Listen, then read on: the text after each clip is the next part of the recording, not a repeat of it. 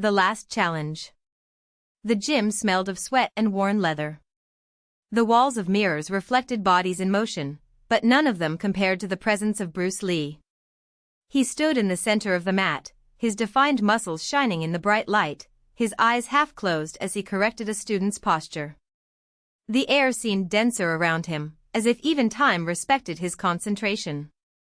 It was then that the door opened with a bang. Benny the Jet Urquidez stormed in, accompanied by an entourage of reporters and fans. The kickboxer, undefeated in more than 50 fights, had the arrogance of someone who had never known the taste of defeat. His steps were heavy, confidence brimming in every gesture. He stopped a few meters from Bruce, crossed his arms and smiled, showing off his perfect teeth. "I heard you're the best," Benny said, his voice full of provocation. "But I am invincible.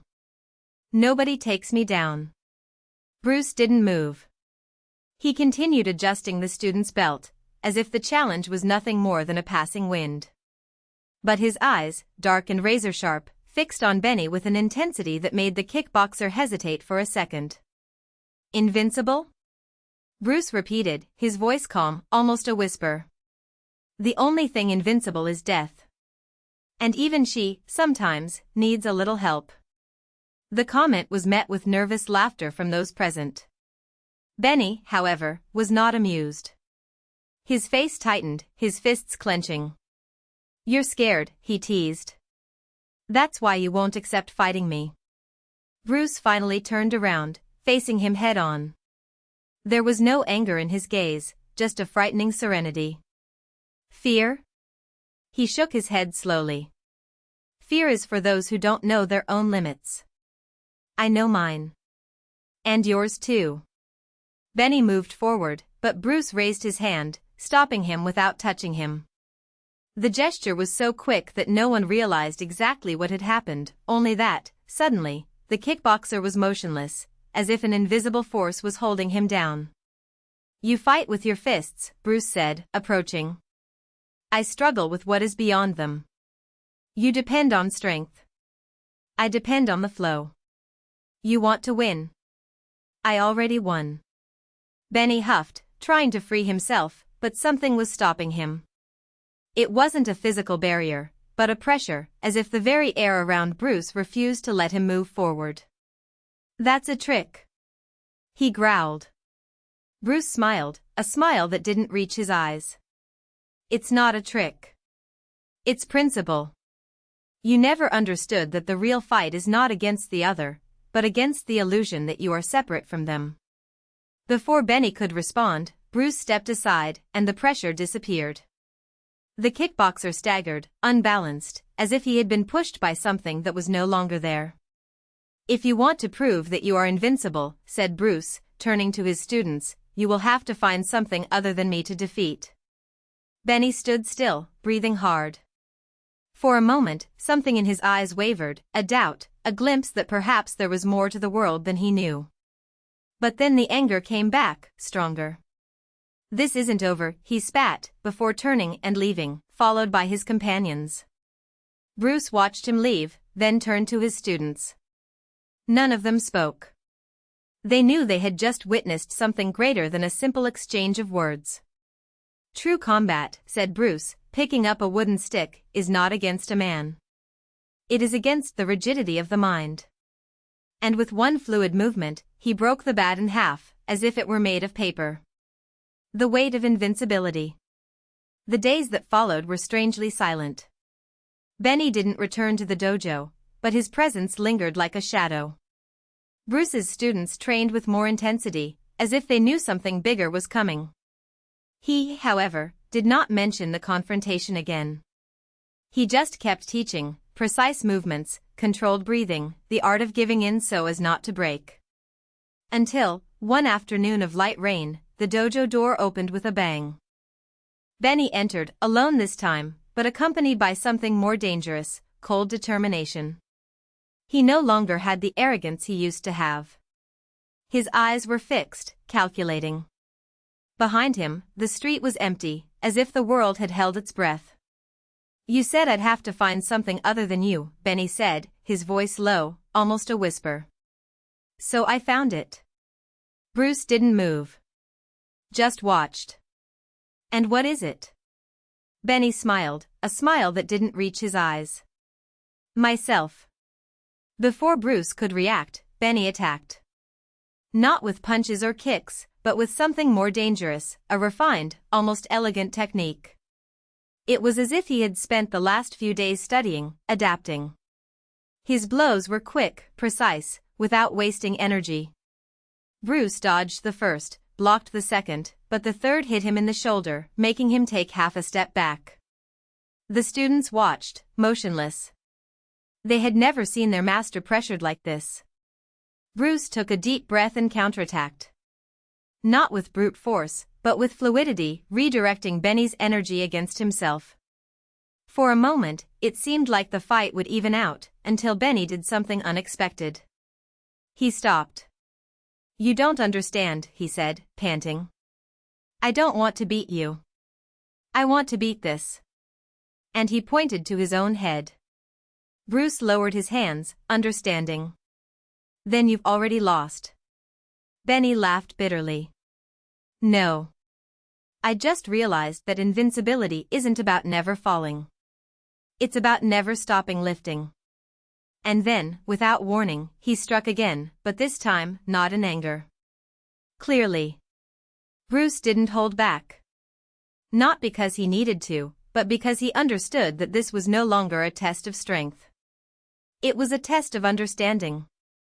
They fought for long minutes, a spectacle of technique and control, until, in an almost imperceptible movement, Bruce dodged a blow and grabbed Benny's wrist, immobilizing him. Enough, he said, softly. Benny couldn't resist. He just stood there, breathing hard, his eyes closed. I haven't won yet, he muttered. You already won, Bruce replied. Because now you know that the real battle is not against me, or anyone else. It goes against the idea that you need to prove something. Benny opened his eyes. For a moment, something in his face broke, not the anger, not the pride, but the armor he had built over the years. What if I don't know how to fight without it? Bruce released his wrist and took a step back. Then you start again. All day. Benny looked at his hands, as if seeing them for the first time. Then, without saying anything else, he turned and left. This time, there were no threats. There were no promises of return. Just the sound of rain washing the street, as if the world could finally breathe. Bruce's students looked at each other, not knowing what to say. But he just smiled, picked up a new wooden stick, and broke it in half as easily as before. Training continues, he said. Because the mind, my friends, is the only thing that never stops fighting. And so, the lesson ended. Not with a victory, not with a defeat, but with the silence that comes after an accepted truth. Final chapter, The Weight of the Void. The days dragged by like long shadows over the training yard. Benny didn't come back. Some students whispered that he had left for the mountains, others said that he had joined a caravan of merchants, fleeing the city like someone running away from a debt. Bruce never commented. He just adjusted the posture of beginners with steady hands, correcting angles, repeating movements until the muscles burned and the mind emptied. But something had changed in him too. Before, his words were blades, sharp, precise, meant to cut through illusions. Now there were pauses. Hesitations. As if, by losing Benny, he had also lost part of the certainty that sustained him. The students noticed. Some even dared to ask, in low voices, if he was okay. Bruce just shook his head, as if the question were a bad punch. The fight is not about being well, he replied, finally. It's about being present. And then it was back to training. Asterisk. 3 moons later, a messenger arrived at the dojo. It carried no flags, no official seals, just a crumpled piece of parchment, stained with mud and dried blood. Bruce unfolded it in the dim light of the lamp. The words were few, written in a hurry. They found it. It's in the east moat. Come alone. There was no signature.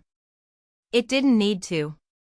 The eastern moat was a forgotten place, an old abandoned quarry, where the city dumped its unclaimed dead and unwanted living. Bruce rolled up the parchment and put it in his pocket. I didn't say anything to the students. He just picked up his oak staff, the one that never broke, and left. The rain had stopped, but the air still smelled of wet earth and rot. The streets were empty, as if the entire city knew something bad was going to happen that night. When he reached the pit, he saw them, hooded figures, spread out like vultures around a form lying on the ground. One of them turned around when she heard his footsteps. "You're late, master," said the voice, familiar. It was Benny. Or what was left of it. His face was swollen, one eye crusted shut with blood. His left arm hung at an odd angle, broken in at least 2 places. But the worst thing was his hands, burnt, his fingers blackened, as if they had been dipped in tar and left in the sun. "They wanted to know where you were," Benny said, spitting out a tooth. "I didn't tell you." Bruce didn't move. He didn't scream. He didn't run to help him. "Who did this?" he asked, his voice so calm it sounded like someone else was speaking. Benny laughed, a wet, broken sound. "The same ones they always do. Those who are afraid of losing." He coughed, and blood ran from the corner of his mouth. "You taught me how to fight, Bruce. But it didn't teach me how to win." Bruce closed his eyes. For a second, he found himself back in the dojo years ago, breaking sticks in front of scared students. "The mind is the only thing that never stops fighting," he had said. "But what about when the mind also broke?" "You're wrong," he said, opening his eyes. "I taught." And then he attacked. It wasn't a fight. It was an execution. Bruce didn't use the bat. It didn't need to. The men surrounding Benny were mercenaries, trained to kill but not to think. He took them down one by one, breaking bones with precise blows, dislocating joints with twists he had learned from decades of study. When the last one fell, panting and with his nose crushed, Bruce knelt beside Benny. "Why did you come back?" Benny asked, his chapped lips moving with difficulty. "Because you're still breathing," Bruce replied. "And as long as you breathe, the fight is not over."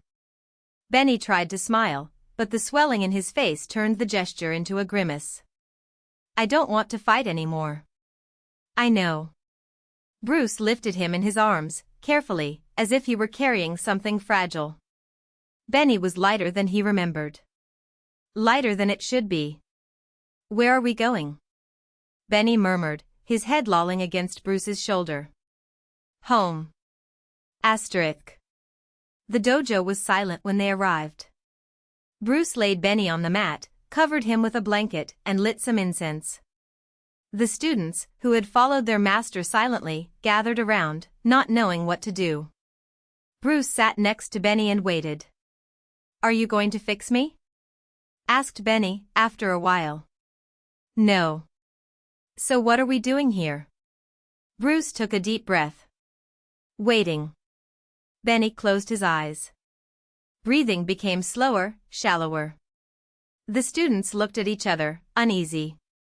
Some wanted to call a doctor, others suggested medicines, herbs, anything. Bruce raised his hand, silencing them. "He's not dying," he said. "You're choosing." And then, as if the words had been a signal, Benny stopped breathing. There were no spasms, no moans.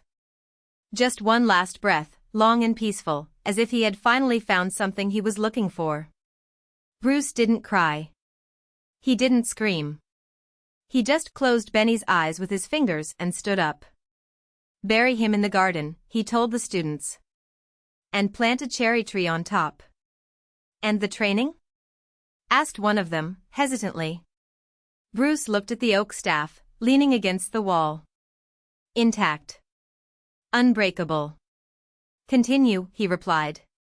"It always continues." And so, without another word, he left the dojo. The night was clear. The full moon illuminated the path, as if the sky itself had decided to accompany him. Bruce walked to the eastern pit, where the bodies of the mercenaries still lay, forgotten. He picked up an abandoned shovel and began to dig. It wasn't a funeral. It was a promise. When he finished, he washed his hands in the rain that was beginning to fall again, thin and persistent, like tears that the world was finally allowing itself to shed. Then he turned to the sleeping city and smiled. Because the fight never ended. And he was still standing. The seed and the scar. Bruce didn't return to the dojo that night. He walked through the narrow streets of Karagawa, where paper lanterns swayed in the damp wind, casting dancing shadows on the aged wooden walls.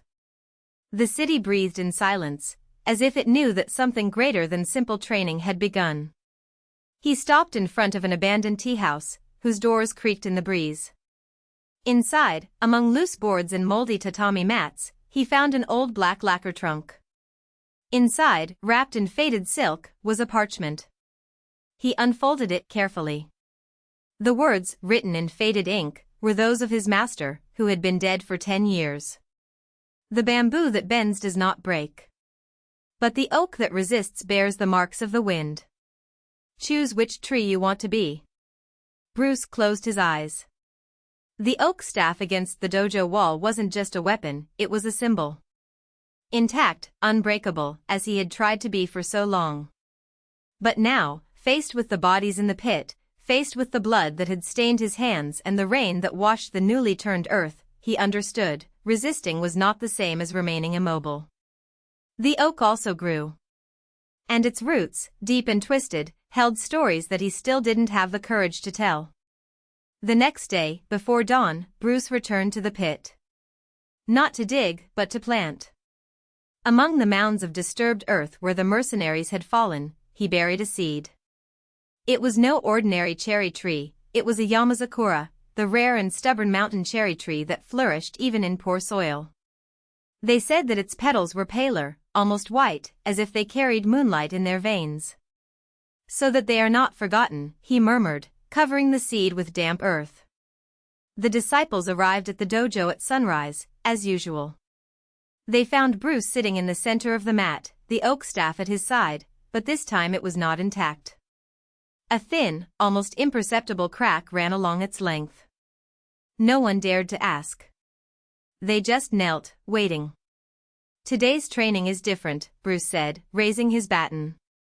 Let's learn to break. And so it began. For weeks, the students pounded the oak with everything they had. Some used wooden swords, others just their hands. The crack grew, branched, but the stick did not break. Bruce watched in silence, correcting postures, adjusting blows. Until, one morning with a biting wind, one of the disciples, the youngest, named Ren, laid a precise blow, with the exact strength of patience. The staff broke in two, with a sharp crack that echoed throughout the dojo. Silence. Bruce picked up the pieces and examined them. The wood inside was dark, almost black, as if something had been eating it for years. He smiled. Now yes. That night, while the others slept, Bruce took the fragments of the staff to the east pit. He lit a fire and burned them, letting the ashes mix with the earth where the seed had been planted. The rain fell again, fine and insistent, as if the sky knew that something was being purified. Months passed. The cherry tree has blossomed. First a shy branch, then another. When spring arrived, its flowers bloomed, pale, almost translucent petals, as if they were made of solidified moonlight. The residents of Karagawa began to visit the moat, leaving offerings at the foot of the tree, polished stones, colored ribbons, small cloth dolls. It was said that the spirits of the dead rested there, protected by the shadow of the Yamazakura. Bruce, however, never set foot in the place again. The dojo continued its training, but something had changed. Students were no longer taught just to resist. They learned to give in, to crack, to rebuild themselves. Ren, the young man who had broken the stick, became the most dedicated disciple. One day, he found Bruce sharpening a blade under the moonlight. "Master," he said, hesitantly, "do you still dream about them?" Bruce didn't look up. Every night. And what do you do when you wake up? This time, Bruce stopped. The blade reflected the silver glow of the moon in his eyes. I get up. And so he did. Years later, when the cherry tree was tall enough for its blossoms to fall like snow onto the rooftops of Karagawa, Bruce disappeared. Some say he left for the mountains, others say he drowned in the sea. But Ren, now a master in his own right, knew the truth. He found a note left on the dojo mat, written in the same handwriting as his former master's parchment. Trees grow to the sky, but their roots drink from the dark. Don't be afraid to dig. And, next to the note, a new stick, this time made of cherry wood.